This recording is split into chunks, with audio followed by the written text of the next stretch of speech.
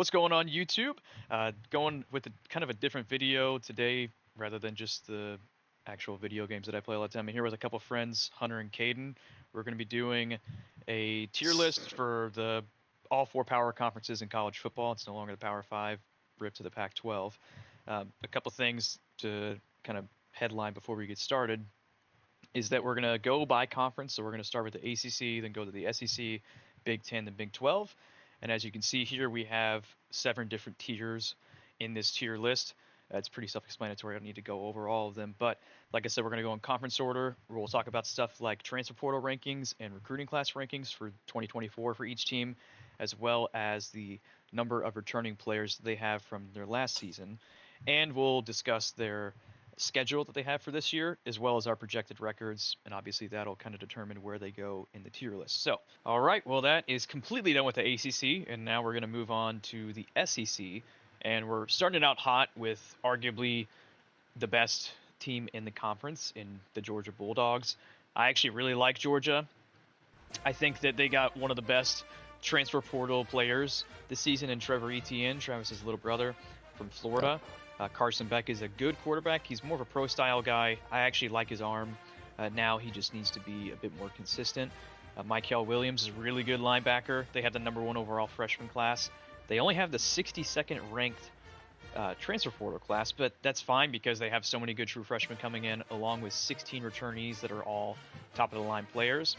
Their schedule is pretty tough, but the thing is, they're going to be so good that they actually only have 1 loss. And you know what, I just realized that I screwed something up in my record making. I actually had Georgia's only loss being at Ole Miss, but I have Texas, spoiler alert, going 12-0. So now I'm actually gonna have to make Georgia's record 10-2 because I see them losing both of those games. So this will be the first time that Georgia has not gone above 10 wins in several years. Kirby Smart has had them as an absolute buzzsaw, but I see them losing both games on the road at Texas and at Ole Miss, but they'll still make the playoffs, and they very well could win the national championship. Even though I said I like Carson Beck, I don't think that he's a guy that they can rely on to push them over the edge, but then again, they won back-to-back national championships with Stetson Bennett as their quarterback, so you never know. Mailman. Yeah. The mail, he gets it I mean, done, yeah, he we'll delivers. see. Kirby's gonna have these guys ready no matter what. I mean, Sure. he's proven to be a top 5 coach in the country. I have a question about Georgia after Hunter's review, but they lost Ladd McConkey, they lost Brock Bowers, Carson Beck, another quarterback that I just don't know about yet. But it's Georgia, so if it's anything like their past quarterbacks, you'll do fine. Trevor Etienne, that just sucks, dude. The best team in the country just gets one of the better running backs in the country. It's never fun, but I think he'll do good. I think Georgia is another playoff favorite. Georgia is back-to-back national titles. I mean, this is the team to beat. This is going to be the 1A. You know, there's not many teams in college football that can really compete with them this year. I think it's generous to say they lose 2 games. At Ole Miss is, definitely a game they could lose, especially when you play, at Texas, at home versus Florida, at Ole Miss, and then at home versus Tennessee. Tennessee's going to be really good again this year too, depending on the quarterback play. We'll see. But if you can make it through those 4 games with 1 loss, I think you easily are the number 1 team. You may have maybe number 1, number 2. I agree with you. I think they're going to lose to Texas. I expect Texas to be incredible this year. Knowing Texas, they're going to lose a game they shouldn't. Is this going to be the game against Georgia? That's the question. They're 1A and 1B for me. So regardless, I think 11-1 or undefeated season, fighting for another college football championship, getting that first round bye is pretty easy for me. Very obviously a playoff favorite. Oh yeah, forgot to put them there. I have them even at 10-2 as a playoff favorite above Notre Dame. But Caden, you said you had a question about Georgia? Yeah. So on this day, July 12th, 2024, is Georgia football a blue blood? Yes. Yes. Georgia's been Barely. in that. I think this is an important year for it. I think they're there. I wouldn't say they're not a blue blood, but I don't know if I could solidify it. I think last year hurt that not making it to the Playoff.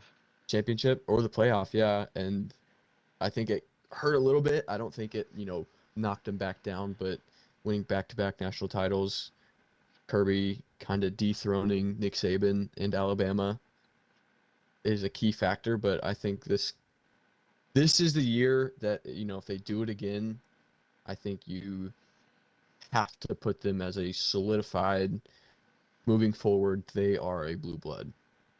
I I don't agree. know how you could even argue that they're not a blue blood. Even It's just been before such a back to short back. run. If it would have been longer, No, I'd it say has yeah. not. It has not been. Since 2002, 16 of the 22 years that they've had since 2002 have been 10-win seasons.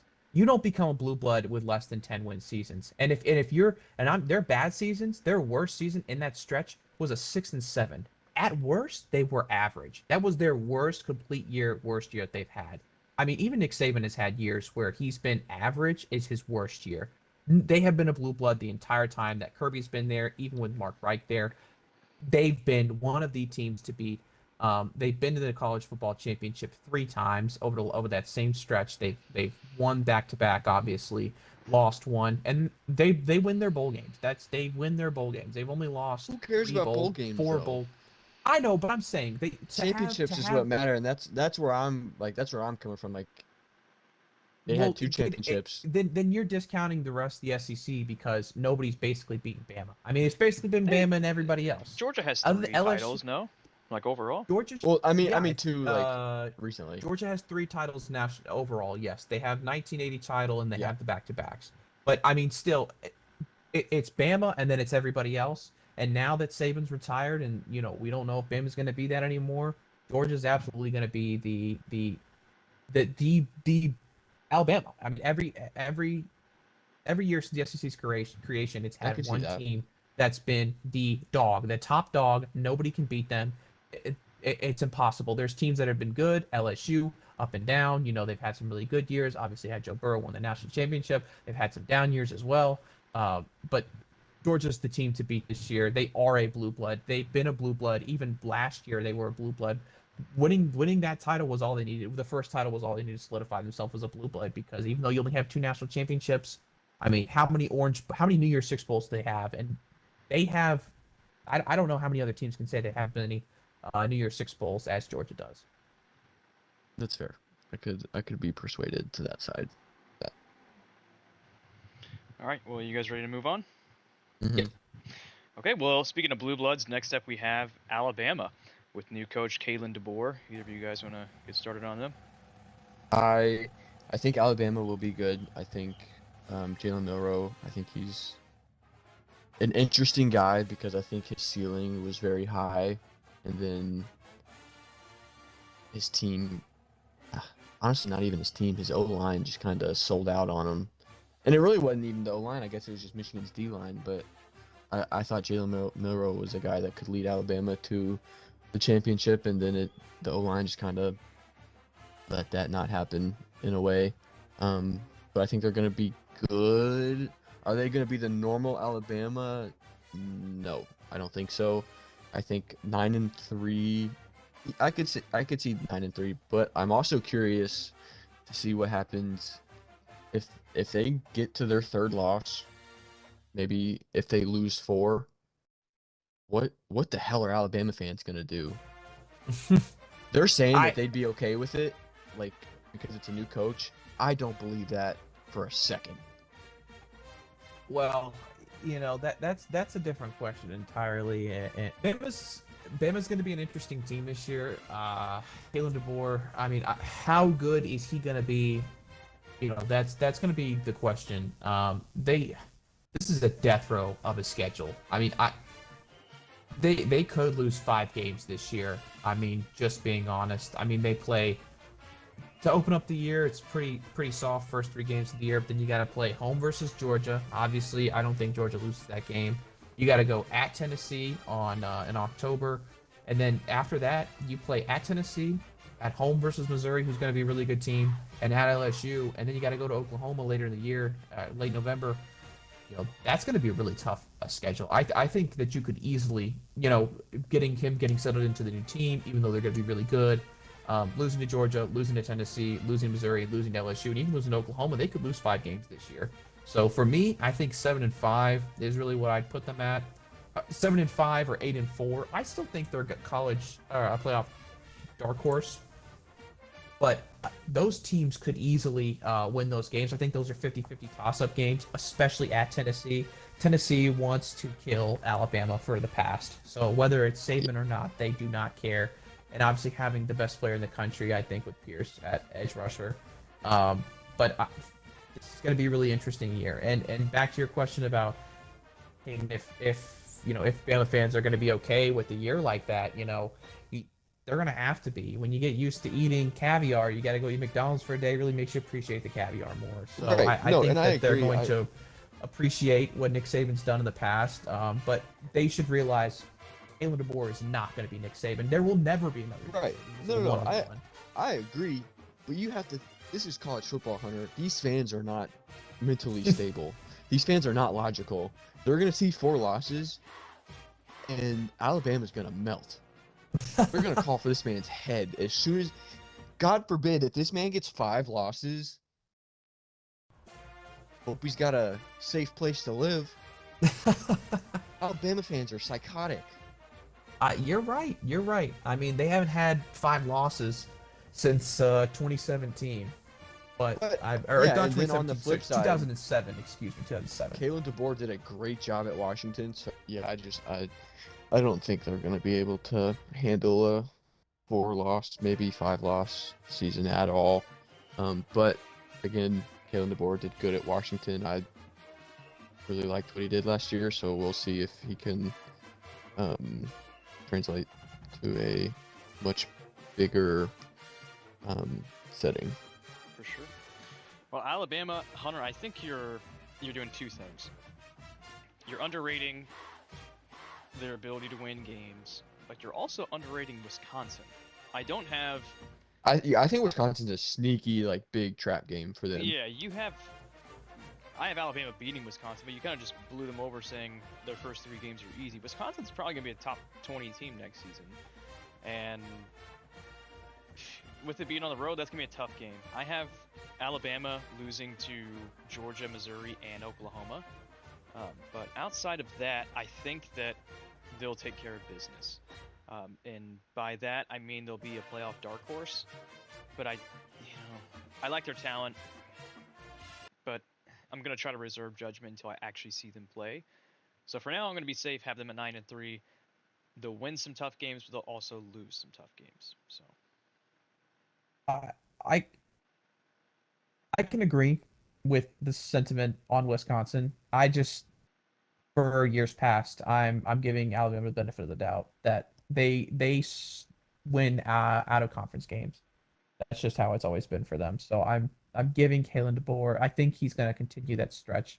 That's even his games that he's lost have mostly been in conference outside of the national championship, obviously. So. All right. Well, I guess we can move on to Florida, which is probably the most interesting team to talk about with the most difficult schedule in college football. They have a really good freshman class at number 10, a solid transfer portal ranking at 19, and 15 returning players. They did lose Trevor Etienne, like we mentioned before, though, to Georgia. But their schedule is absolutely ridiculous. And I know we haven't gone game by game, but for this we kind of have to. They start out Miami at home.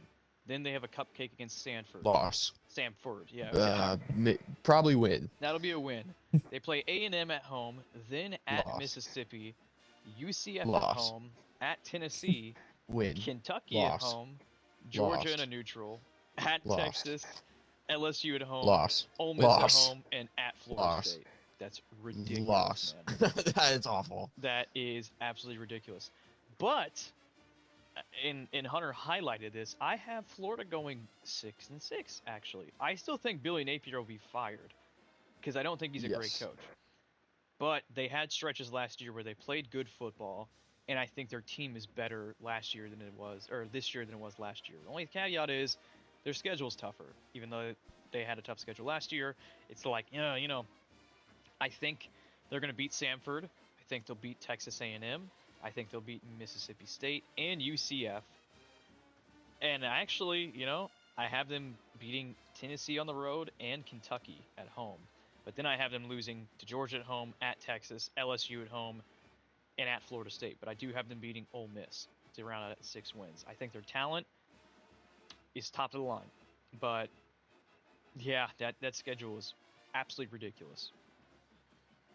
Florida is going to be the team that, if I think they have the ability to do this. I think they're going to be one of those teams that will have the worst record going into the college football playoffs, but still have a chance to make it even. Because even at 6-6, I think the resume is college football playoff worthy, sitting at 12. I know that's 100%. insane to say, but If they string some wins, they'll have the recipe or the yeah, resume for sure. yeah.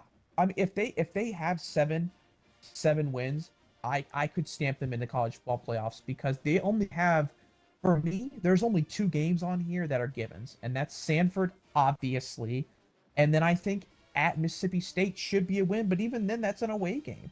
You got to play Texas A&M with Mike Elko, that could be a win, but that's 3 games that you might say are easy, and I can't say the rest of them are, even though you do play at home versus some tough teams. I mean, you play at home against LSU, Ole Miss, Georgia, Kentucky, and UCF, as well as Texas A&M and Miami. You got a lot of home games, but that doesn't guarantee anything. I hope the swamp helps them play this year.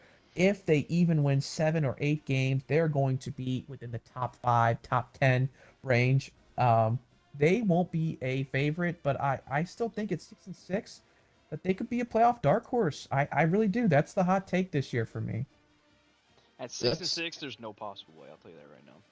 Well, at Not 6-6, probably not. But if they go 7-5, at 7-5, No. yes. When's At the last 7-5, time you had yes. a 7-5 team in the top 12?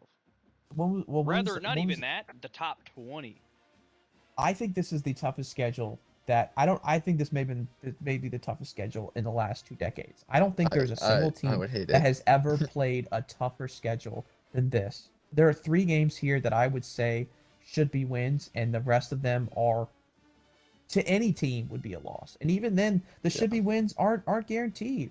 You play 2 SEC opponents in A&M and Mississippi State and UCF as a really good team. John Reese Plumlee. I mean, I don't see a way that Billy Napier keeps his job this year. Number one, even with the talent they have, and this is just an insane. We're gonna have to see how the experts view this, because I think their opinion in the College Football Playoff Committee. I mean, they didn't include an undefeated team in the top 4. Over 2 SEC teams. I think the SEC bias is going to be real here at the end of the year. If they win 7 games, SEC bias is going to make them at 12 at the worst and put them into the college football playoffs. I really think so. All right. Graham Mertz, man. What a disappointment he was at Wisconsin. He played, I wouldn't say good last year, but yeah, I think he had 20 touchdowns and 3 interceptions, which is pretty good. I think he has a ceiling that leaves a lot of potential for him, and we'll see with a second year and a better team with a different coach. We'll see if it, translates to a better performance, but the schedule is god awful. Billy Napier I hope he's got an application to put in somewhere. He does.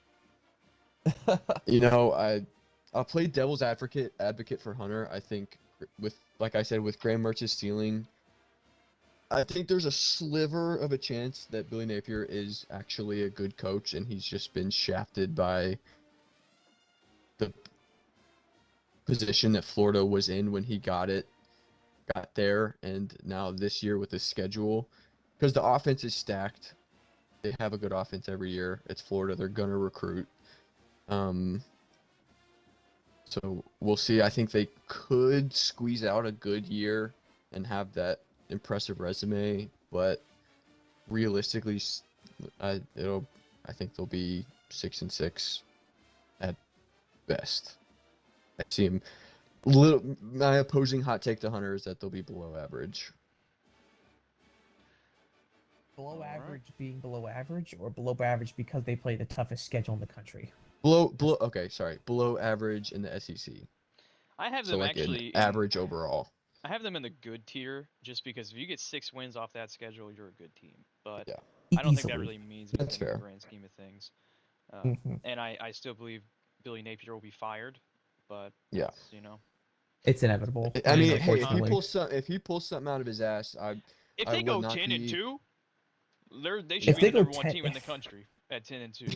Yeah. easily, Give easily. Billy Napier a personal trophy if he goes 10-2 and keeps his job. Yeah, fair play to that guy, especially with Graham Mertz under center.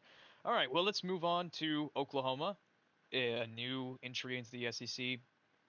A very interesting team to watch out for. The third year under Brent Venables. The first year they went 6-7, I believe, and lost Hmm. in the Cheez-It Bowl to Florida State. Last year, yeah, awesome bowl. Last year they were a solid team. They were ranked highly for most of the season, then tapered off a bit. This year they have the number 9 freshman class, which is pretty good. 26th ranked transfer portal class, which is solid. It could be better. 13 returning players. They did lose Dylan Gabriel as their starter last season. But now they have. I'm drawing a blank on his name. What's his name? Number 11, the quarterback. Oh, I know it. You wouldn't have asked me, I would have been able to tell you. Yeah, whatever. Anyway, I remember seeing Jackson him. Arnold.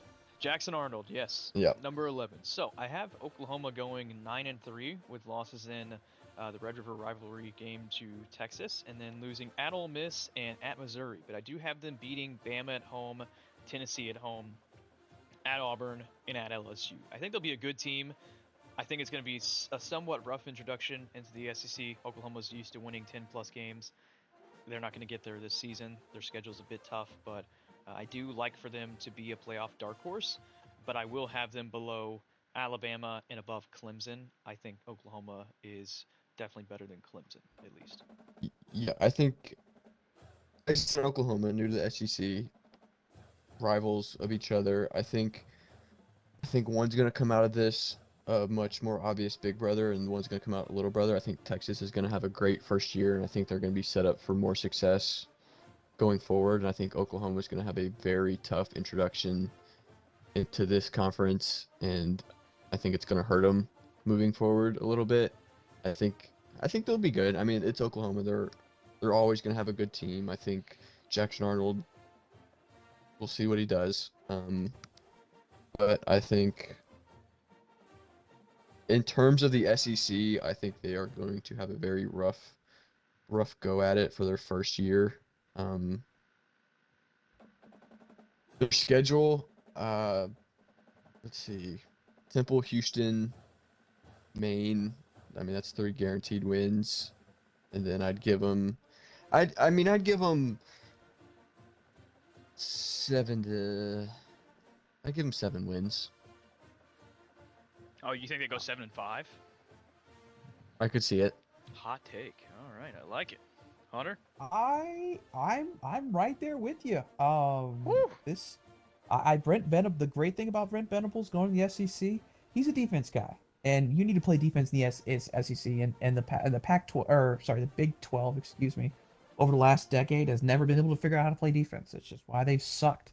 The Big 12 in general, not in Oklahoma, but Big 12 in general has sucked on defense. They haven't been able to figure out. Brent Venables coming over from Clemson as the defensive coordinator, and then obviously now he's the head coach at Oklahoma. Third year, I think they have a really tough schedule. I think they have a lot of gimme games, but you got home versus Tennessee, which could easily be a loss. You got home versus Texas, which I think will be a loss. At Ole Miss, which is a loss. At Missouri, which will probably be a loss. You have home against Alabama, and then you got to go with LSU. Those 3 games to end the year are really, really tough. I don't think any of those games are. I think they have a better chance to lose those games they do to win those games. Yeah. Especially that just the fact that how good is this team going to be, comparatively to the rest of the SEC playing an SEC schedule. I mean, in true SEC fashion, they do have a couple cupcake games on there with Maine and Temple, and unfortunately, Houston hasn't been as good as they have been in some years. And then Tulane, that's an interesting game. Sneaky But tough one. trap game for Yeah, sure. sneaky tough. Yeah, but I really think they could lose 6 games this year, We just which is a call f- Tulane White, sneaky athletic. They're a sneaky tough opponent. Oh, I mean, I could definitely see 6 losses this year. Whew. Tennessee, Texas, Ole Miss, Missouri, Bama, and LSU. I mean, that's a hot take, but that's the it's floor, just really. That's the it's a floor. They're different gonna brand of win some of football, and those. they couldn't even figure out the Big 12's brand of football. I don't know, Yeah, I man. mean, I think you guys are last discounting them year, a bit, but I mean, I last understand year, the logic. 10-3, their losses were to at Kansas. Kansas, at Oklahoma State, and they lost to Arizona in the Alamo Bowl. I mean, those are. Well, I wouldn't. I I wouldn't. You that can't that count the game. bowl, sure, Oh, that game but didn't still, you. have Jed Fish for Arizona, I don't believe, and then Dylan Gabriel, I don't think played in that game. There were like That's a lot correct. of guys missing on both sides, so that was Yeah, kind of just a throwaway. But I understand. yeah, but at Oklahoma State obviously has Ollie Well, Gordon, one of the best running backs in the country, and we'll talk about them later. But that's a game. That game to me is the SEC every single time.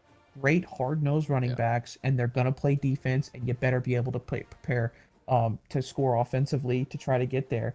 I mean, this is one of those teams that you know at Kansas was a loss for them unexpectedly, and then the Oklahoma State.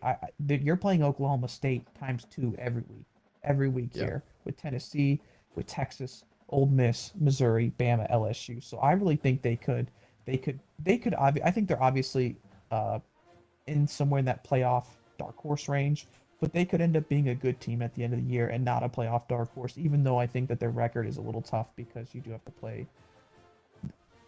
I know I've said it before, but their record isn't indicative of how good they actually are. I think this is one of those years for them as well. They could lose up to 6 games. I don't think they will. I think they'll probably go like 7-5, but yeah, I think they could lose up to 6 games. so are you guys putting them in what tier? I'm putting them in the playoff dark horses. I don't think they're going to be a team that's going to. Put them in good. Yeah, I just don't think with their schedule they're going to be able to be in that playoff contention. If they win two of those 6 loss games that potential 6 losses, then absolutely put them in playoff contenders. But I think they're somewhere teetering on this. They could be in any one of the playoff contenders to good range somewhere. It's really wide range for me, just depending on how good Brent Venables' defense is able to be in the SEC Yeah. and how Jackson Arnold plays. All Yep. right. Well, let's move on to Oklahoma's biggest rival, which is Texas. Either of you guys want to start with them? What's not to say about Texas? I Yeah. mean, I mean, they're back. I'll say it. they're They're back. back. I think that's the easiest way to say it. They have a fantastic team. They retained a lot of starters. They have good quarterback play. Quint Ewers is going to be Yeah. in the Heisman contention this year. He might even win it. And that's not. They have an incredible. I mean, I think you lose 2 wide receivers and that go, first 2 rounds of the NFL draft, and you still have maybe the best wide receiver in the country in Isaiah Bond. That's just insane to think about. Just insane. So Texas is probably going to finish the year undefeated. I 100% agree. I think the only game they could lose this year, the only 2 games they could lose this year are at Michigan, which is going to be a ridiculously tough game, even if Harbaugh isn't there anymore. And then Georgia. I think they'll beat everybody else pretty handily. That Red River rivalry could give them a scare, but I think they finish the season undefeated. I 100% agree with you, Will. Yeah. I As mean, you alluded that's. to way earlier in a video. I don't think I could even say anything else. I think they're a playoff favorite. I think they have the guys. I think they're, like I said, I think they're gonna be the other side of the Oklahoma Texas merge into the SEC that comes out as a team that fits in a different brand of football, and I think they'll succeed, and I think they'll finish the year probably on top, or if not in the top 2. I'd be a little surprised if they were third in the SEC by the end of the year. Yeah, Texas, for their first year, they have a manageable schedule. At Michigan, obviously, is a really tough out-of-conference test. Oklahoma, obviously, will be a tough rivalry game. Georgia at home will be a really tough game as well, but they're the beneficiary of playing them at home. I do have them going 12-0, and they are not my ultimate playoff favorite in the grand scheme of things, but they will be the best team in the regular season in the SEC, in my opinion. So, you guys have anything else to add for them, or ready to move on? I'm good. Ready to move on. All right. Well, next we have Auburn with Hugh Freeze. I believe is his second year now. Very interesting Oh guy. man. Lost handily at home last season to New Mexico State. They're a pretty polarizing team last year. They were, they not are, but they probably will be again this season. I have them going 8-4. Their schedule is pretty tough, I would say. The out of I don't conference is not know. that bad, but I think Oklahoma, at Georgia, at Missouri, at Kentucky, Texas A&M, and then at Bama, they have a lot of really tough road games.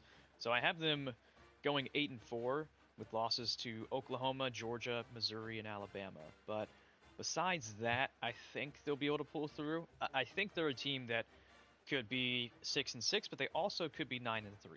I think they'll go 8-4 though, be somewhere in that middle range and be a good team. So I'll have them above Florida, but below Pittsburgh in my tier list, and that's all I have to really say about them. I would generally agree. I think 8-4 is their ceiling. I don't think they're going to beat Oklahoma, Georgia, Mizzou, or Bama. I just don't think it's going to happen.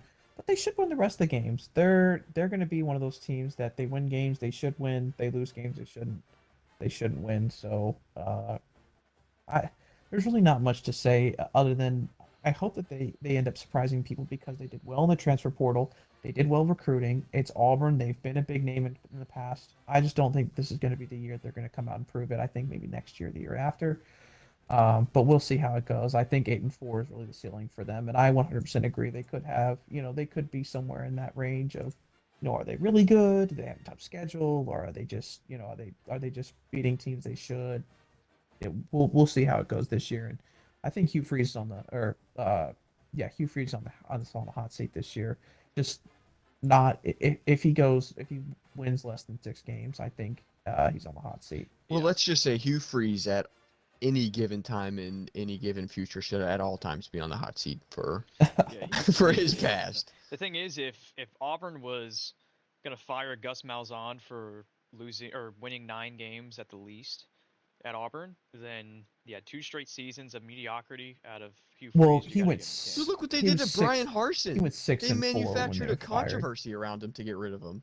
Yeah, but For the Like record, they fired Gus for Malzahn when he was 6-4, so that sure, but was for the majority of his tenure, he was a good coach. Had them in the national championship game, beat Alabama several times. Like, I'm not saying he was up to snuff for Auburn fan standards. Obviously, he wasn't, but you can't fire him and then keep a guy like Hugh Freeze with all the yeah. controversy that surrounded his hiring to begin with for him just to not be good. You can't. Yeah. So that's I yeah. 100% agree. I, Auburn's wishy-washy for me. I think they could be good. I also think they could be bad. I think Oklahoma at home, uh, if it ends up being a night game, I think that's definitely a game they could win. Um, Georgia, Missouri, and Alabama, I think are all guaranteed. I wouldn't say guaranteed, but I think those are all more than likely a loss. At Kentucky, I think depending on how Kentucky is by that point of the year and depending how they are, that could be a toss-up. Um, so I think 8-4, maybe 7-5, but they also could be 9-3 if things go well. I don't know. I'm No, I wishy-washy on agree. them. Yeah, I'd put them. I'd put them on the good team. I'd put them at good, maybe average. Yeah, I 100% agree. got it. All right. Well, next we're gonna go to a team that will definitely not be average, and that is Ole Miss, who I think struck a really nice balance between transfer portal ranking and freshman class. Excuse me. Ole Miss is now the model, in my opinion, of in this modern age for as long as it lasts. You need to have a better transfer portal class than you do recruiting class. Doesn't need to Yeah, be by Lane much. has done such a good job with that, honestly. Exactly. And what you also need to have in conjunction with good transfer portal classes are a retention of players. So Ole Miss has 15 guys coming back.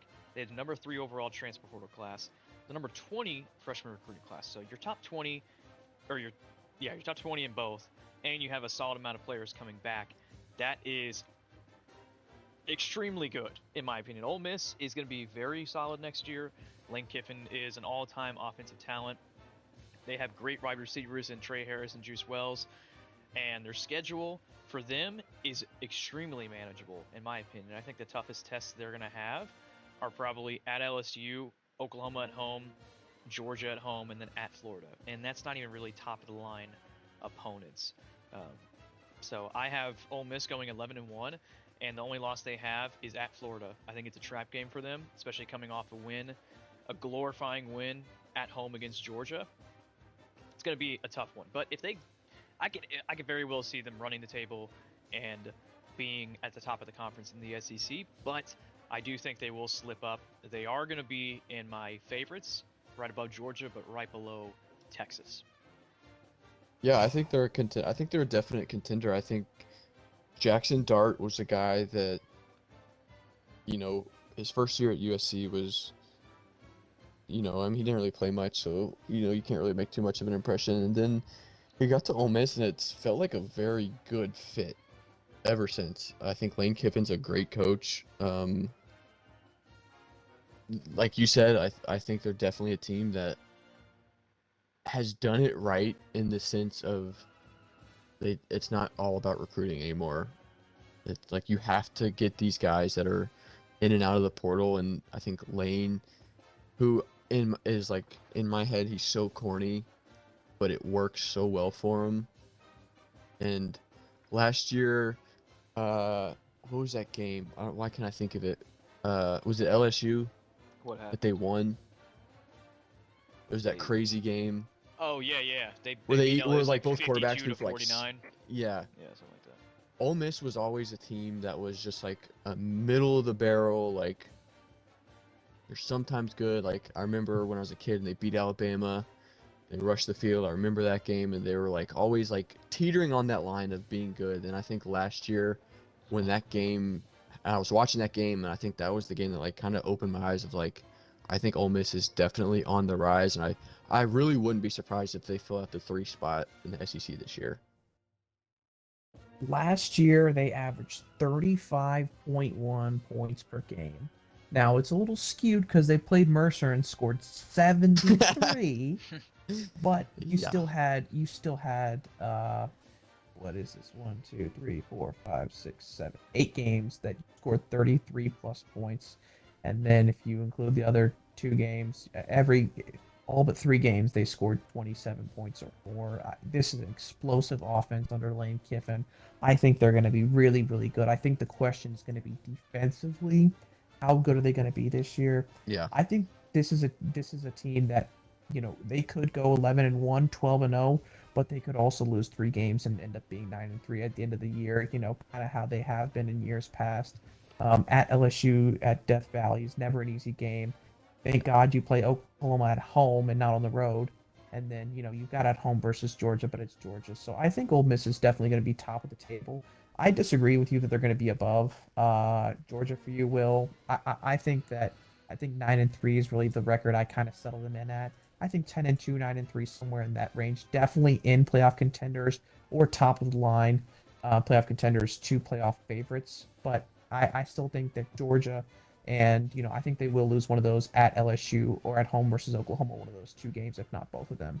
And then they could have a trap game against Florida, like you said, but I don't think that'll end up happening. But I think Florida's going to be dejected by that point. So I see 3 losses here, but I still see them as playoff contenders, and they're going to be a really good team. And with their offense, they could beat anybody in the country. So they could go undefeated.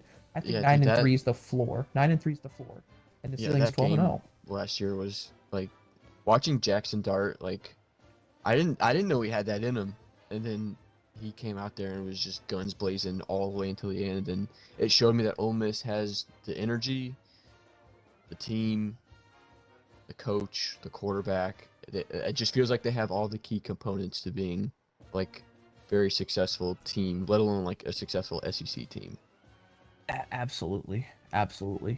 And there is one player that we haven't talked about yet for Ole Miss, and that's Judkins, Quinshon Judkins.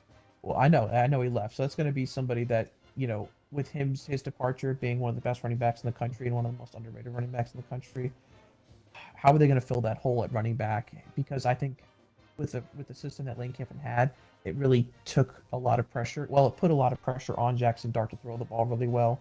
The run game took the pressure off of him, and it really helped him be able to settle into a routine and play really well. So I think that they're going to have to fill his that hole that Quinshon Judkins left for them. Thank God they have a good wide receiving core and good quarterback to make up for it. All right, well, let's move on to Ole Miss's arch rival in Mississippi State that has a new coach, Jeff Lebby.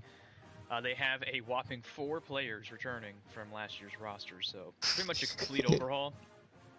They had the 26th ranked freshman recruiting class, which is pretty good for Mississippi State standards. They only have the 45th ranked transfer portal class, though, so I see this as a pretty depleted roster, and their schedule is challenging, especially with the stage they're in right now. So I see them going 5-7 and losing to Florida, Texas, Georgia, A&M, Tennessee, Missouri, and Ole Miss. They play multiple top-of-the-line SEC opponents, and I see them losing to all of them. So they're going to be an average team right above Wake Forest, in my opinion. I would agree with the ranking overall. I will say that their offense is going to be much improved this year. Levy being an offensive coordinator at Oklahoma, coming over, I think that they're gonna, it's really going to be a hard rebuild year for them, especially. Thank God they have a top 26 recruiting class, but it's gonna be a rough year for them. They're not gonna have a ton of wins, but their offense is gonna be really good this year. They're one of those teams that's really offensive heavy. Yeah, the defense is going to be really bad. They don't have enough guys returning to build that chemistry, and you need the D-backs and in the trenches and everything on both sides. So I do think the offense is going to be the focal point and be really good, and even could be teetering on that elite stage. I still don't. I just don't see them winning very many games. I think 5 wins is generous this year, but somewhere in that average to below average for me. Probably that below average more than average. Yeah, Mississippi State's probably more so than Duke, a team that I feel bad for that fan base. I mean, having Mike Leach, who was an all-time coach. I loved Mike Leach. Like, I was in no way a Mississippi State fan, but Mike Leach was always so fun to watch. His offense was so entertaining, and then having Will Rogers, who was like almost like the perfect one-to-one fit for Mike Leach. And then, unfortunately, the sad passing of Mike Leach. And then Will Rogers leaving. I think Will Rogers was well on his way to a Heisman had nothing changed.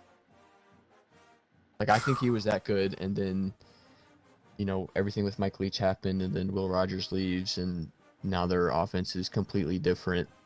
Their defense is, who knows. So I feel bad. I think 5-7, yeah. I think they have an easy start to the year, and then other than Arkansas and Massachusetts, the rest of the year is going to really suck. All right, well, now let's move on to Tennessee, and Hunter actually alluded to it earlier about having the best player in the country in D lineman James Pierce. I actually agree with that completely. It's a dominant player on the D line, and I think will come up in big ways for Tennessee next season. Tennessee has 9 guys returning, the 13th overall recruiting class, and the 35th ranked transfer portal class. I actually really like Jeff Heupel as a coach. He's very good when he coached for Oklahoma, and now here at Tennessee has done the same. Josh. What did I say? Jeff Heupel. I said Jeff Heupel. I meant Josh Heupel. Yeah. I didn't even realize it. Oh God. Well, I have Tennessee going 9-3 with losses to Oklahoma on the road, Alabama at home, and Georgia on the road. But they will pick up some good wins along the road. Their schedule is pretty difficult, but not too crazy. But yeah, 9-3, and they're a good team, a playoff dark horse. I will have them below Clemson, though. Actually, might be a bit of a hot take, but I don't know. They're on that same level, I would say. They played 4 away games, 4, and the only and two of those Oklahoma and Georgia. I mean that's but you're playing also Arkansas and Vanderbilt. Yeah. I mean, so is Vanderbilt. You have 2 out of 2 of the 4 are really tough, and 2 of the 4 are really awful. So the good thing is you play all the games at home this year, basically. Well, they do have an NC State neutral game. Yeah, NC Oh, State that's neutral right. game, but even then, an NC State neutral game is, you're not playing at NC State. That's a win. For sure. I wouldn't want to play at NC State because they'd make it a blackout game, Yeah. but I think for Tennessee, they 9-3 is really, I think that's the floor and the ceiling. I know that's insane to say Yeah, someone's I floor is think their that's almost ceiling, like spot on. but I think 9-3 is exactly what they're going to be at the end of the year. They're going to be Yeah, somewhere in that playoff contenders, dark horse range. I don't know how good for 9-3 in the SEC. I mean, I think that's playoff contenders, but with the schedule they play, I mean, they could lose to Bama. That's a lot. That maybe, or they could. I mean, they might win against Bama, so you could say 10-2 instead of 9-3. But really, I think they are what they are, and they're just going to finish somewhere in the top half, top four, top yeah, five at the SEC. I agree. Josh Heupel, as a Kentucky fan, Tennessee is probably tied with Louisville as the two teams I hate the most, but I like it's hard to not respect and love what Josh Heupel has done with Tennessee. Like ever since that game where they beat Alabama, like I mean they've last year wasn't as great obviously because you have Joe Milton instead of Hendon Hooker. Hendon Hooker, but I mean he's doing great. I think Tennessee's good. I think 9-3 is spot on. 10-2 I think is reachable, but I think 9-3 is perfect. I don't know how hot of a take this is. It might not be too hot. I think James Pierce is going to be a Heisman finalist.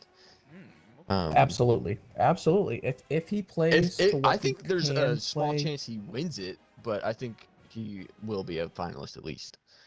I mean, yeah, he's a terror, bro. Like, yeah, Yeah, I agree with that. he's probably going to end up in that five spot in the Heisman voting. It's going to be probably Quinn Ewers at the top, maybe Jackson Dart up there, Carson Beck probably because they're going to win a lot of games, and then he'll probably be on there five or something. yeah, Kind of like how Will Anderson was. He was just there. He was never going to win it, but he was there. yeah. I'll have him. I'll have him at playoff dark horse as well. All right. Well, next up is Texas A&M. Should be one of the most interesting teams to watch in the SEC next season, or maybe even the country as a whole. They have Mike Elko as the new head coach. They have the 63rd overall transfer portal class, but they did get one of the best pass rushers in the portal in Nick Scourton out of Purdue. Their freshman class is 17th in the country. That oil money runs big, even if it is a new coach. They only have a 12 returning players though, so that could be a red flag. And because of that, I actually only have A&M going 5-7. I do like Mike Elko. I think he's a bit of a dork, but he's a good coach. And Texas A&M has a pretty challenging schedule this year, I would say. I have them going 5-7, and that's going to make A&M fans pretty angry. But they're going to lose the games they should lose. I have them losing to Notre Dame at home in Week 1, then at Florida. They lose at home to Missouri. They lose at home to LSU, at South Carolina, at Auburn, and Texas at home. It's like they don't have a lot of room to punch above their weight, I would say. The teams that are much better than them, they play. There's not a lot of guys that are on their level, or a lot of teams that are on their level that I think that they can actually upset. So 5-7, they'll be an average team. I do have them better than Mississippi State though, but below Syracuse. For me, the biggest problem about A&M is they just didn't have enough incoming talent that I thought could immediately make an Even when impact. they do, Their like, recruiting, their recruiting class. Well, you got to think their past coaches have not been. I mean, Jimbo, they the introductory press conference, they gave him the world. They promised him anything he wanted, yeah, and I mean, he never amounted to anything, talk about unfortunately. And fumbling the bag. I mean, yeah, I mean, Jesus Christ. I Jesus. mean, but you got to think their worst season was like 7-6 under Jimbo, and that's not horrible. This is probably going to be their another one of their worst seasons, probably even worse than they were previously. They just don't have enough incoming talent for me. I mean, they only have 12 returning players. Their freshman class was ranked 17th. Recruiting class, excuse me, was ranked 17th, but they didn't get any guys in the transfer portal, and they had a lot of guys transfer out. Um, it's going to be an interesting team to watch, and I 100% agree. 5-7 is where I'd probably put them at. They could go 6-6. I think that's definitely a possibility. But Mike Elko just needs a year or two to I get agree. things together, especially in a tough SEC. And then Well, going forward, they'll be fine. I feel like A&M is always in a weird spot in the SEC where like I feel like they want to fit in so bad, and I just never have like they don't fit in the SEC in my brain. Like, but at the same time they do, and the fan base is just so weird. There's a bunch of weirdos, and the they've just always been in a bad position, and I don't know. 5-7 sounds right. I think they're gonna struggle. I think Mike Elko's a good hire. I think going forward after this year, like you said, Hunter, I think this year is probably going to be a buffer year, and then he will start to, have success going forward. But I think this year's going to be tough with the new landscape of the SEC. Mm-hmm. So I'd put him average. All right. Well, next up we have Vandy, who Let is I kind of want to start this. go right ahead, dude. Let Take it me over. give you a name that I guarantee. I mean, you might. Diego Pavia. Oh, I know Pavia. Oh my God. This man was electric at New Mexico State. I love Diego Pavia. I watched an unhealthy amount of New Mexico State games, and it was bad. But through 2 years, he's got almost 4,500 passing yards, with 39 touchdowns, and 1,400 rushing yards with 13 rushing touchdowns. That's good. Like, I know it's New Mexico State, and they play a different level of teams. I don't think he's good enough, to bring Vandy to a different level. I don't think Vandy will, be great. I think they're interesting to watch because I think there's a chance that they show a little bit of life that they haven't shown in a long time. And I'm curious to see what he does at Vanderbilt. I think they have a good coach. I think Vandy it's Vanderbilt, so they're never there. But I'm not high on Vanderbilt, but I got my eye on them because I think they could make a little bit of noise. I wouldn't be surprised if they pull off an upset or two. Realistically, I'd probably put them average, maybe below average, just because they have the history and everything. But I think there's a chance that they show some life this year. I 100% agree. By the way, Diego Pavia, 2023 Conference USA Offensive Player of the Year. Well deserved, obviously. I'm just I going to think say that man won me a good amount of money. you should generate ass. I think that Vanderbilt has a chance to go 6-6 this year. I don't think that's really insane to say. Either. I mean, Alcorn State, Georgia State, and Ball State are easy wins. Go ahead and chop them up. Signed, sealed, delivered. But you got at Kentucky, which I think could be a win. Sorry, Caden. At Auburn, which could be a win. And I think they could pull out one of these other games, or I think at South home versus Carolina's South down Carolina. this year, so I think they could do that. I 100% agree. I think 6-6 is somewhere they could be. I still think they lose to Virginia Tech and all the other teams on the schedule, but I mean, 6-6 is somewhere where I could see them at. I definitely still put them at below average, but if Diego Pavia stays there, well, he's a 5th-year senior. I don't know if he'll get a 6th year. If he gets a 6th year at Vanderbilt, watch out. Vanderbilt could be a team to watch in 2025. 2024, unfortunately, I below think they're average. going to be kind of fun this year. They're going to be in the fun to watch category. They might not win any football games, but Dan will make them interesting. Yeah. Vandy's interesting. I do like Diego Pavia. They're top 40 in both freshman class and transfer portal rankings. But it's still Vandy, and their schedule is really tough for Vanderbilt standards. Well, maybe not even Vanderbilt standards, but for their talent level. I mean, they beat Alcorn State, they beat Georgia State, and they beat Ball State. I don't think they beat any power conference opponents they play. It's just too tough. And the names that you mentioned, at Kentucky, I think there's no chance they beat them. South Carolina would probably be their best option, but I just don't see it. Vandy's a bottom feeder. Always have been, always will be, until they prove me otherwise. But they will get the honor of being top of bottom feeders and the gatekeepers to below average teams. But they still suck, so that's all I have to say. That's fair. And I am happy to move on Unfortunately. to Yes, a very fun team for next season in Missouri. Just coming off. Finished high. Finished yeah. very high. I think they was it the Cotton Bowl they beat Ohio State in? I think it was the Cotton Bowl. It was a New Year's Six Bowl. That sounds right. Yeah. Fun game. Well, not really a fun game, honestly, but a fun team overall. They had a couple of losses last year they shouldn't have. They should have beaten LSU, but, they definitely, in my opinion, should have beaten Georgia, but they just couldn't close the deal. And here they are now, 14 players returning, 8th overall transfer portal class, and the 21st overall freshman class. They kind of have the makeup of Ole Miss, and Eli Drinkwitz is a very good coach, I think. Luther Burden is the best wide receiver in the country, in my opinion. And they have Brady Cook is their quarterback, very good player as well. They're a solid team. I have them going 11-1 because I think relative to SEC standards, their schedule is pretty manageable. And the only loss I see them having is Oklahoma, actually. I see that as a trap game. They will beat Alabama on the road, in my opinion. And other than that, they don't play any other top-of-the-line SEC opponent or out-of-conference opponent. So I'm not going to say they coast to 11-1, but they'll be very good. I will have them in the playoff favorites, but below Georgia and above Notre Dame. That's all I have on them. I think Mizzou's going to be one of those. I think last year they overperformed a little bit. Obviously, I think they have a great head coach. I 100% agree with that statement. And you're right; they don't play many teams outside of their, what the SEC does every year in every SEC school.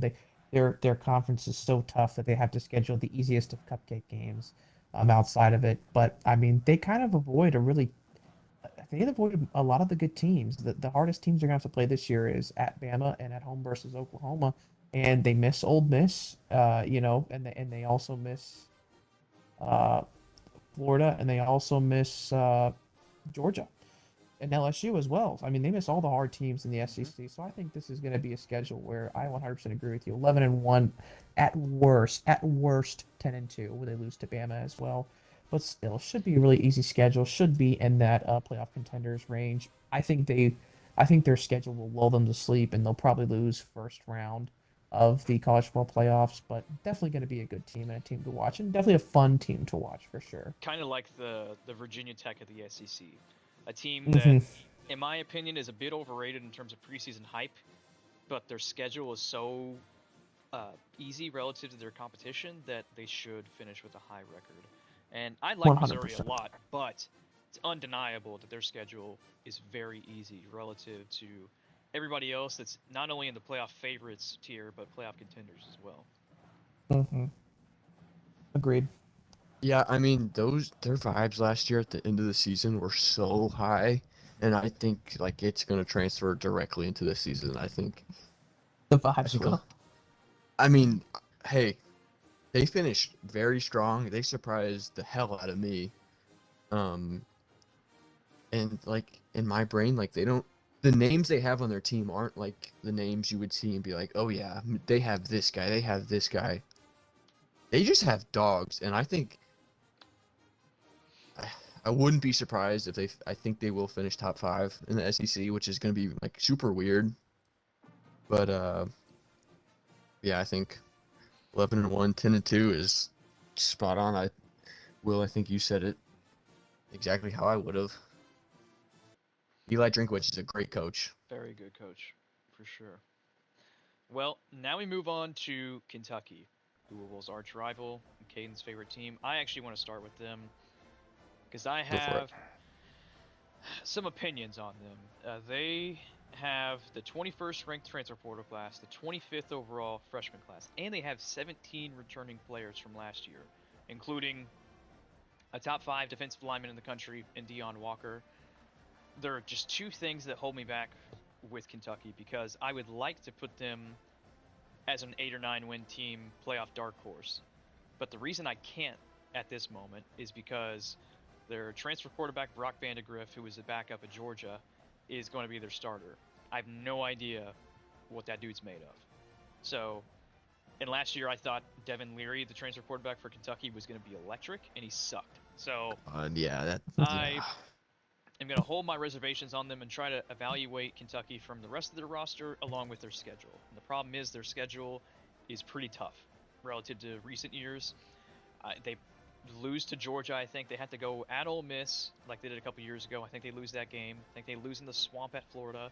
They lose at Tennessee. They lose at Texas. And I do think Louisville finally gets over the rivalry woes and beats them because they're just going to be beat to hell by the end of the schedule. It's not only just they're playing 4 teams in the upper echelon of the SEC. a majority of them are on the road. You play at Ole Miss, at Florida, at Tennessee, at Texas. That's ridiculous. So I see UK going 6-6. I have them as a good team below Pitt and above, or actually no, at the bottom of the good team tier below Florida, or at least bottom for now. I like their potential. If Brock Vandagriff is a pretty good quarterback, I think the rest of the roster will complement him nicely and will allow Kentucky to be a good team. But until that point, I can't give him any extra brownie points, and that schedule is tough.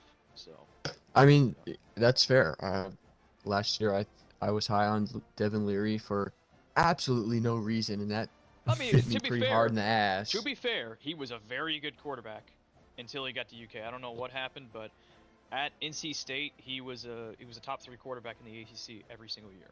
But yeah, I'll give you what worries me, and then I'll give you what I think is gonna excite me and kind of be our saving grace. What worries me is that it's our third offensive coordinator in 3 years. That's just I don't like how we keep switching offensive coordinators. I liked who did we just have? Liam Cohen. Liam Cohen. I liked him that first year he was there. He left. We got someone else in there. It wasn't as great. It was Will Levis's second year, but it still worked pretty well. And then we got him back last year, and it wasn't the same. I did not like his offense last year. So we'll see. I don't like that I don't know anything about Brock Vandagriff. He was a Georgia commit, a 4-star quarterback. That means he's got to be something to me, but I know that's just me being a delusional college football fan.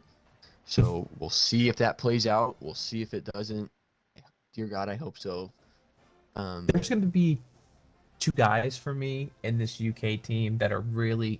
One is going to stand out, and the other I hope stands out. Dane Key is my guy that I hope he breaks out this year. He's an incredible talent, fast as lightning, really quick. He's definitely one of those guys that should be one of the top wide receivers, not only SEC but in the country. Obviously, last year he was the reason that they won the UK game, partially because he had that kick return for a touchdown special teamer and a punt return. Barry Brown, excuse me. But Dane Key was really great last year, and I really hope that he has a breakout year this year and has 1,200 yards receiving or not. And then Deion Walker is just a fucking dog. Not much else can be said about it. He's going to be one of the best defensive players in the country, and he will probably go first round, if not very high second round in the NFL draft. I agree with Will on this. I think 6-6 is they'll probably go with the Mark Stoops special 7-5, right? I mean, how many times has Mark Stoops been 7-5 or 5-7? I mean, Jesus Christ, this man literally wins 7 games every year and packs the bags to Cabo for the rest of it. And I think it's going to be another one of those years. Southern Miss, South Carolina, Ohio, Vanderbilt, Murray State, and then they win one of Auburn, Florida, one of those games. So I agree. Well, I don't think they'll beat U of L this year because I really like what U of L did in the portal. But UK, I think they're going to be a really good team. I don't think Mark Stoops, for me at least, being objective, I don't think Mark Stoops is a guy that can get them over the hump. I think he's built a good foundation for what they've been, but it just doesn't seem like he can really, really have a good year. He went 10-3 twice, and in those years he got his extensions, but he wasn't even. I felt like it was an overrated 10-3 in those years, and for me, it's more about Mark Stoops than anybody else on this at UK. Yeah. Well, that's what my last point about what scares me is the whole debacle about him in Texas A&M last year. I nothing about that felt right, and I still don't know if he actually committed to that and then it didn't work or if it was just fake news. Like I don't know. I don't like what ripple effects that could have if he tried to leave and it didn't work and so he stayed and kind of settled. Hopefully that wasn't the case, and hopefully it was just rumors. And because I love him, I think he's brought Kentucky football to a place where we are, at very least, a respectable program in football. And then what I think is gonna be our saving grace is our defense. I think our defense is very stacked.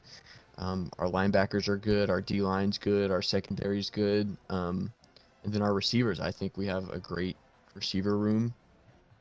our O-line, we have been able to run the hell out of the ball every year for the past couple of years, and I'm hoping that we can do that this year. We have a bunch of new running backs, so we'll see how they do. But I'm with Will. I want to be high on Kentucky, as any Homer fan is, but the second half of the schedule sucks. It's going to be tough. Honestly, the whole schedule sucks because Georgia's our third game of the year.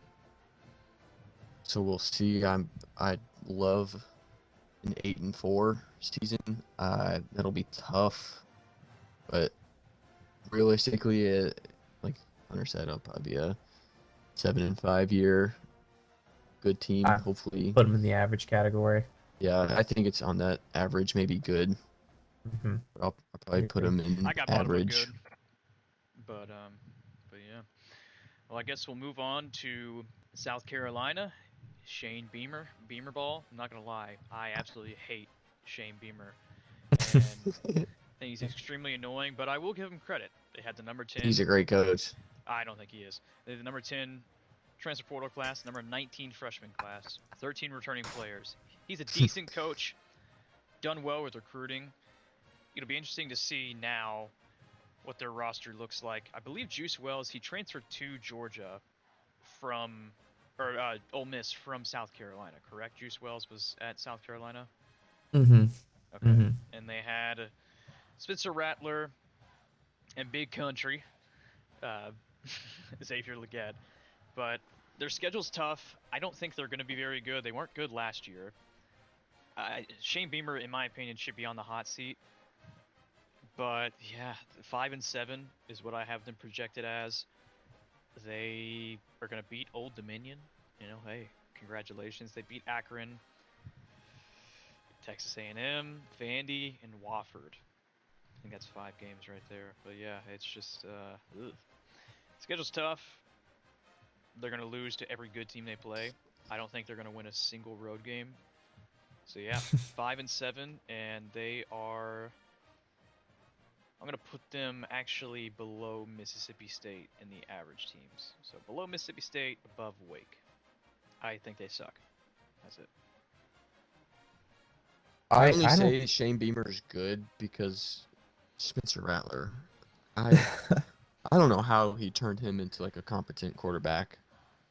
I thought he was like so bad and like had no chance, and he actually. I mean, I wouldn't say he fully surprised me in terms of like he way outperformed what I thought, but he did a lot better than I expected him to do when he got there. And now they don't have a quarterback, so that would worry me. I think South Carolina's a team that they have years like this where they don't really have the guys. They're not fully rounded, but yet they kind of make some noise and they beat some teams. They have a semi-good resume, and I think this is kind of a year like that where they 5-7. I think could very easily be 7-5. So with some like surprising wins, but I don't know too much what to think about South Carolina overall. So I'd probably put them in my lower half of average. I agree with the 7-5. I think that's probably their ceiling, 7-5, and then 5-7, somewhere in that range. They're definitely going to be an average team. What I love is how many guys he's brought in. He made a lot of changes to this team over the offseason. Obviously, you lose quarterback, and he played. Spencer Rattler played fantastic last year. Let's just be honest. He played fantastic, especially from the pressure he was under. South Carolina may as well had toddlers out there playing the offensive line because they didn't block. Yeah, I forgot. Shit. I forgot how They were their fucking line was. awful. That was sad. And for him to have the year that he did, which was surprisingly good, I mean, what an incredible year for him. Beamer really, really tried his best to bring in guys. Number 10 transfer portal, top 20 recruiting class, and they have 13 guys coming back on the offensive defense in total. This is definitely a team that could surprise some people and go 7-5. Would they be in the top 25? No. Are they going to be a good team? Probably not. But they're somewhere in that above that average to good team, somewhere in there. All right. Well, next up, we'll move to LSU. Either of you guys want to get started with them? I would love to get started. LSU. So I don't know if you all know this about the number 7 and how it's been passed down in LSU history. Number 7 basically goes to the best player on the team every year, and this year they wanted to pass it down to Will Campbell, the left tackle. He is the best offensive lineman in the country, hands down. He's going to win every offensive lineman award there is, and I think Brian Kelly's going to have a great year at LSU. They have a top 10 recruiting class. They have guys returning. They didn't do as well in the transfer portal, but be able to have Emory Jones and Will Campbell in the offensive line and still have Harold Perkins playing linebacker on the other side of the ball. I think this could be a year where they win 10 games and they're just going to be really impressive. They do have a tough schedule, obviously being in the FCC. They play Ole Miss, Bama, Florida, and Oklahoma. I think they'll probably beat Florida. I think they'll probably win all their home. The good thing is that they play their toughest games at home. That's Ole Miss, that's Bama, that's Oklahoma. Those are the 3 toughest games they have in the schedule. They all play all those at home. This is going to be the year for LSU where they're really going to show people that Brian Kelly can be a great head coach in the Bayou, and Death Valley is going to be really rocking. I think they have a chance to go 10-4, or even push that upper echelon to 11-1, and show they belong at the top of the SEC, and that they're a couple years, or that they're one of the blue bloods that shouldn't have been forgotten about. Yeah, I mean it's LSU. They're gonna be at the top every year. I think Brian Kelly had a very corny and rough start when he got hired, but I think overall he's a good coach. I think he's a good fit for LSU. Honestly, I think he'll do good. Like you said, their toughest games are at home, and if you have Death Valley on your side, you damn well better win them.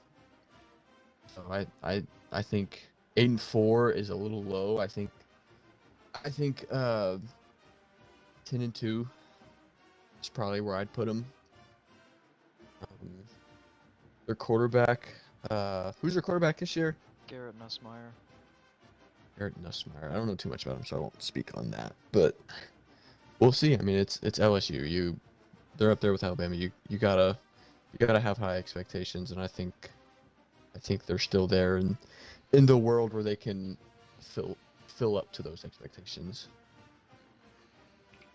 Garrett Nussmeier is going to be. He's going to have to really be the focal point of this year, just because obviously is Heisman winner and Jaden Daniels, and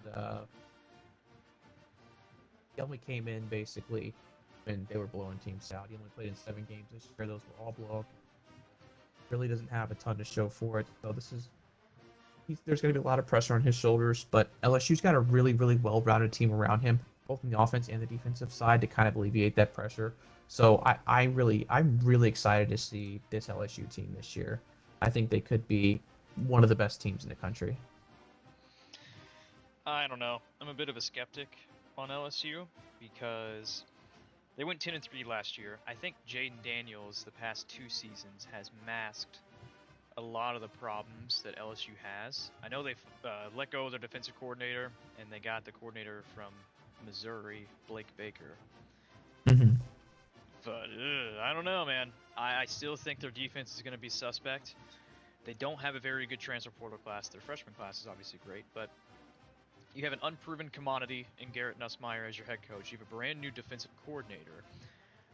They do have defensive talent, obviously. I think Harold Perkins is a top 3 linebacker in the conference, maybe in America, but I just don't see it right now. I think they have talent, but I think Brian Kelly's an overrated head coach. I don't like it. I think they do beat USC in week 1 in that neutral site game, but I see them going 8-4 and losing to Ole Miss at home, Alabama at home, at Florida, and Oklahoma at home. But the thing is that with 8-4, they'll have some good wins. I'm going to put them at the top of good.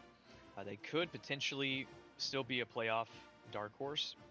And I can definitely see 9 to 10 wins if Garrett Nussmeier turns out to be a good quarterback and their defense is better than it has been, because the past 2 seasons, let's be real, it's been dog shit. It's been absolutely pathetic. Especially last year. You're right. It was one of the worst defenses in America last year. It was beyond bad. And Jaden Daniels and Blake Neighbors, Brian Thomas, they single-handedly won LSU games multiple times. You can think of the Ole Miss game as a good example, or Missouri. They pulled those out of their ass when their defense couldn't do anything to help them. So I think they'll go 8-4. If the defense is good, they could be a problem. But you don't know anything about Nussmeier yet, so I don't They're know. I'm a also, bit if apprehensive. Nussmeier doesn't play well, they also, I don't know if you took a look at their recruiting class. They have the number one player in the nation, a quarterback, Bryce Underwood. I watched his tape. He's ridiculous. He's 6'3" and a half, 205. He can run, he God. can throw the ball. He throws a really pretty pass, and he's got a cannon for an arm. And they also have the second running back in the country, number two running back in the country. So I think those guys could get play time as a true freshmen um, to contribute this season. Because obviously, I think one of the biggest things for LSU in the past has been the fact that they've had great running backs. I mean, you think of Darius Geis, you think of Leonard Fournette, um, and this last year they didn't have him. Jaden Daniels had all of the rushing and passing yards last year. They really relied on him a lot. So this year they're going to have to get back to that run game. Having two of the best offensive linemen in the country and one probably the best offensive lineman in the country, Will Campbell, or offensive tackle in the country, Will Campbell. I mean, you have to run the ball well this year to take that pressure off the quarterback. So don't be surprised if you hear Harlem Berry or Bryce Underwood this year, a true freshman contributing for LSU football. Fair He enough. got that. He got that Joe Flacco spiral.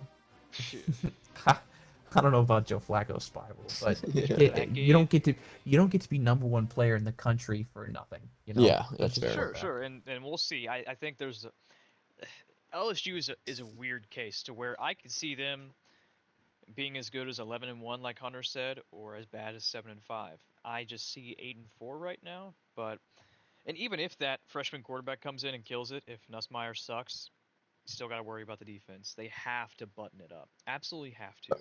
Mm-hmm. And Is Nussmeier a recruit or is he a yeah, transfer? he's been there several years Okay. Mm-hmm. for LSU. He's Oh, been that's Jaden right. Daniels' backup. He's the white Yeah, guy. yeah, yeah. So like Yeah. he's looked fine in backup snaps, but like you never know. The Jawan Pass looked good for U of L in backup snaps, and he turned out to be one of the worst quarterbacks I've ever seen. So you don't know until you know. That's Yeah, pretty that's much where fair. I am with it. And with the SEC, we're unfortunately going to end on a dud in Arkansas. Oh, God, Uh, dude. I will start with them just because I think Sam Pittman, who their head coach is, should have been fired last year, and I think he will be fired after this I season. agree. Respect to him, though, for having the 28th ranked portal class and 33rd overall freshman class. I know that's not great for the SEC, but with all the heat surrounding his name, he still went out and recruited fairly well. They did lose KJ Jefferson, their quarterback. They don't have an incredible roster, only 12 returning guys. Their schedule isn't even that insane, relatively speaking. It's more backloaded, but I still think they're only going to go 4-8. I mean, they do have to play at Oklahoma State, at Auburn, A&M on a neutral field like always, Tennessee at home, LSU at home, Ole Miss at home, Texas at home, and at Missouri. That's a tough backloaded schedule right there. So 4-8, they'll beat the Cupcakes, and that's kind of all I see. I see them beating Pine Bluff, UAB, Texas A&M, and Louisiana Tech. So they're going to be at the bottom of below average teams, right below Boston College, in my opinion.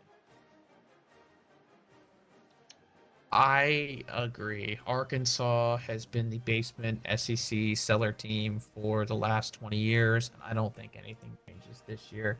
I do like that they brought in a lot of guys in the transfer portal and just got a lot of new faces in. But is that really going to translate? Probably not. They're probably going to have another disappointing season. I mean, Sam Pittman I agree, should have been fired last year. I think everybody's just trying to hold on to that 2021 magic that he had where he had 9 wins. There's just no way that they're going to be good this year, and I think 4-8, five wins, maybe the max you got here. Maybe you beat Auburn at Auburn and sneak a win in there. Maybe you beat at Mississippi State instead. Maybe you get one of these games, but man, Arkansas sucks, man. I feel bad for them. Yeah, I mean, if Sam Pittman's got a job rolling into week 7 against LSU, I'll be surprised. I wouldn't hire him Uh, as a McDonald's manager personally, no, but that's dude. just me. Maybe the Burger King flipper. He can make my burgers Maybe for me. the Burger King mascot is fat ass. Yeah. Jeez. All right. Well, that's pretty much the SEC. Major contenders that we talked about are Texas, Ole Miss, Georgia, Missouri, and then the SEC is going to be extremely competitive as usual. But I think that increase in ceiling that Texas and Oklahoma bring are going to be very interesting to see how they integrate themselves within the conference. So I'm really looking forward to that. Should be more fun to watch than maybe the ACC. The ACC is going to be very competitive as well, but the SEC is nothing like it. So yeah, Just means more. just means more unless your name's Vanderbilt. But yeah, we'll, No. It's-